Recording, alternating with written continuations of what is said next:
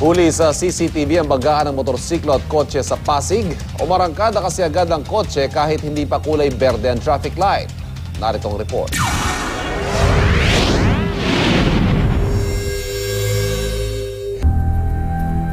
Kuwang-kuwa sa CCTV ang banggaan ng motorsiklo at kotseng ito sa Julia Vargas at Meralco Avenue, Pasig City at 30 ng Setyembre. Sa video, makikita na nakahinto ang mga sasakyan habang kulay pula pa ang stoplight.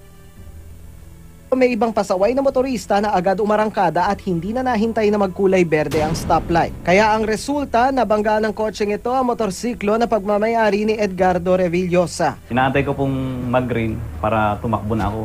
Nangyari po, bago pa mag-green yung ilaw, may lumusot na isang motor habang yung ilaw ay nakapula. Sumunod pang pangyayari, binangga ako ng kotse na nasa likuran ko. Pagkakabangga po, tumilapon po ako sa motor ko habang hindi humihinto yung sakyan, yung kotse nakabangga.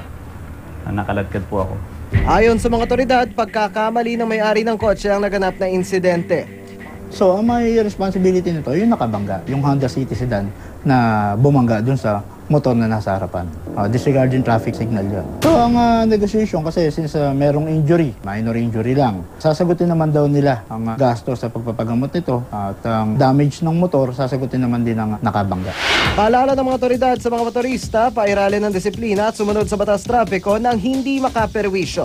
Maging mapagmatsyag sila sa signal ng traffic light, huwag silang mag-over-anticipate dun sa signal ng traffic light para hindi sila na-aksidente.